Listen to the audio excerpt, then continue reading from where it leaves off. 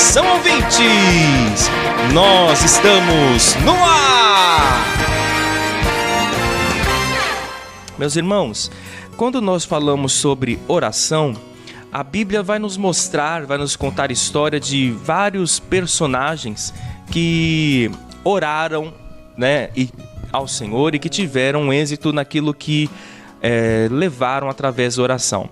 Sem qualquer sombra de dúvida, o personagem que mais aparece orando na Bíblia é o Senhor Jesus.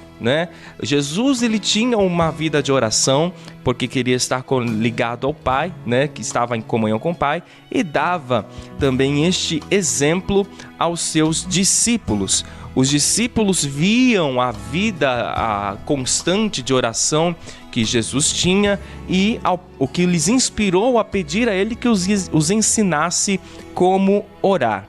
Mas quando nós falamos sobre o assunto de oração, não tem como não falarmos também sobre esta mulher, Ana, a mãe do profeta Samuel. Você conhece a história dela, eu acredito, que ela era uma mulher estéril, que tinha uma concorrente que era Penina.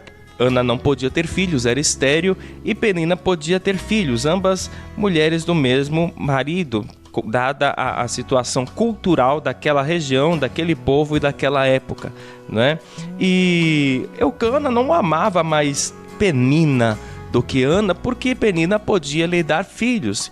Filhos naquele tempo, ter filhos era uma grande honra, ainda é, mas naquele tempo simbolizava algo como que de status social, vamos dizer assim, porque os filhos, quando se casavam, haviam tratados ali de terras, haviam tratados ali de gado, de bens, de posses entre as famílias. Então, se os filhos, quanto mais filhos, maior era a honra do pai, Um pai que não tinha filhos, ele sofria desonra diante da sociedade. Nós vemos isso muito claramente no caso de Zacarias e Isabel, lá no Novo Testamento, os pais de João Batista, que mesmo sendo Isabel filha de sacerdote e Zacarias sendo sacerdote, exercendo o serviço sacerdotal no templo, eles eram...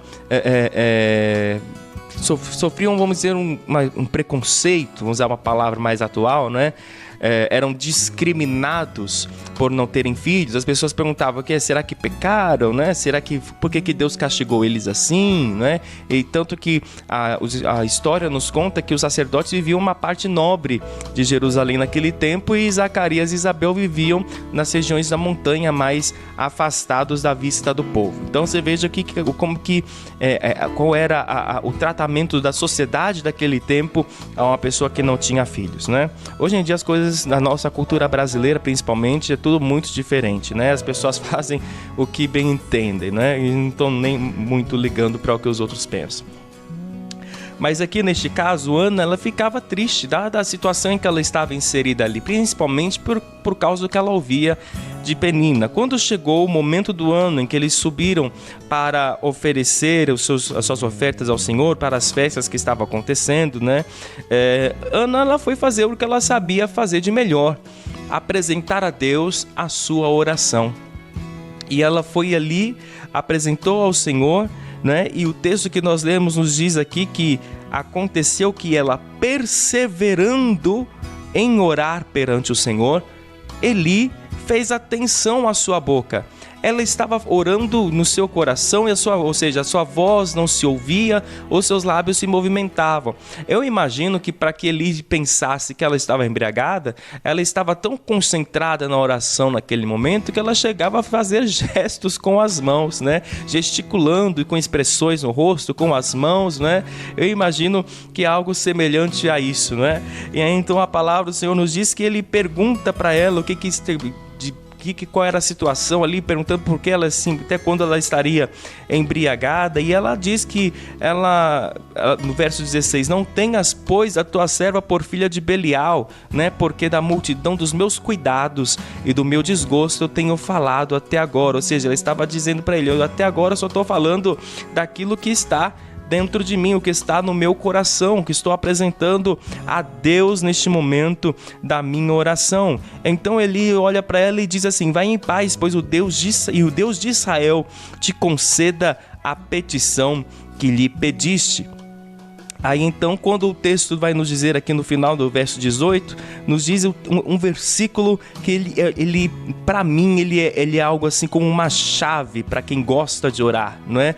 O que termina dizendo assim, o versículo 18 do capítulo 1 de 1 Samuel: e o seu semblante já não era triste, não é? Porque isso nos faz refletir o quê?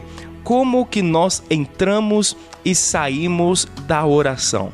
Qual é a nossa posição, qual é a nossa reação após orar? Porque a oração, nós sabemos que quem ora está falando diretamente com Deus.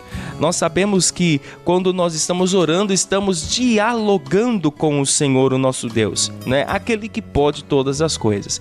Então, será que nós oramos porque temos que orar, porque sabemos que precisamos orar? Ou será que nós oramos certos que aquilo que estamos apresentando diante de Deus, de fato, verdadeiramente, haverá de se cumprir conforme o querer e a vontade do Senhor?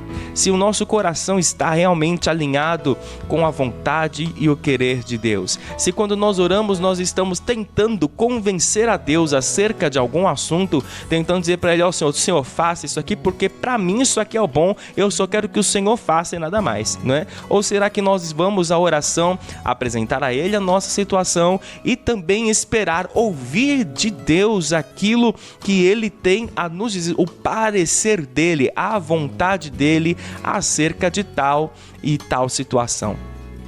Porque quando nós oramos, meus irmãos, é verdade que precisamos buscar conhecer qual é a vontade de Deus, independente de qual seja a situação da nossa vida. É verdade que quando nós oramos, existem situações que nós apresentamos a Deus que necessitam de certa urgência, né? Precisamos de uma resposta tipo para agora, né? E existem situações que apresentamos a Ele que precisamos esperar o tempo de Deus agir, né?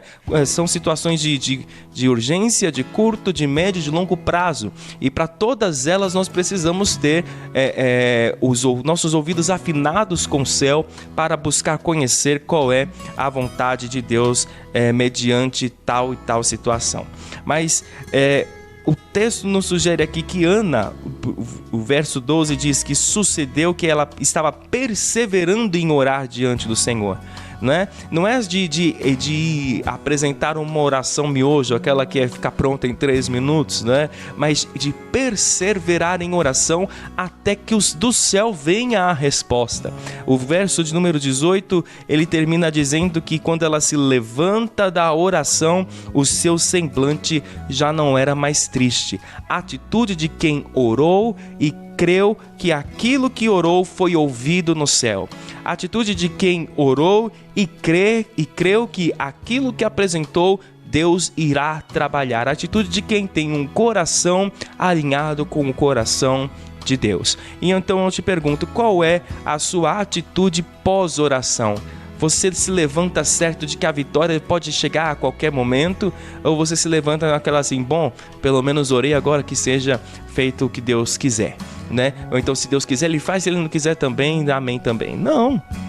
Devemos ter uma atitude semelhante à de Ana, meus irmãos, de crer que aquilo que nós oramos está sendo escutado no céu e que Deus está trabalhando naquilo pelo qual nós oramos. Jesus, ele disse assim: quando vocês orarem, orem em meu nome, crendo que vocês já receberam e será vosso. Então, orar crendo que aquilo que você está orando, né? Você orar crendo que você já recebeu. É como se você estivesse orando, já agradecendo antes de chegar, não é dizendo assim: Senhor, eu estou aqui para dizer que para o Senhor ir lá e fazer tal coisa. Não, mas orar dizendo: Senhor, eu te louvo, porque eu creio que mediante o teu poder, mediante a tua grandeza, mediante a tua graça, eu creio que o Senhor está já agindo em meu favor diante desta situação. Eu não tenho força, mas a minha força própria, porque a minha força é tua. Esta situação não vai ser resolvida pela minha vontade, pelo meu poder, pela minha força, senão pela tua vontade, pelo teu poder e pela tua força que operam em mim. Eu oro em nome de Jesus, certo de que já recebi com ações de graças, e de aí você pode selar a sua oração dizendo amém. E levantar da oração com a certeza de que aquilo que você orou, você vai receber em nome do Senhor.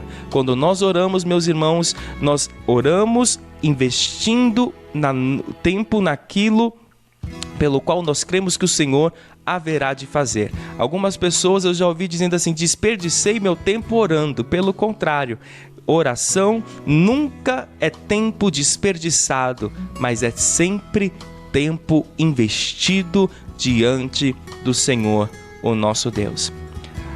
Quando nós oramos muitas vezes por determinados assuntos, nós nos levantamos da oração e nos esquecemos já daquilo que oramos.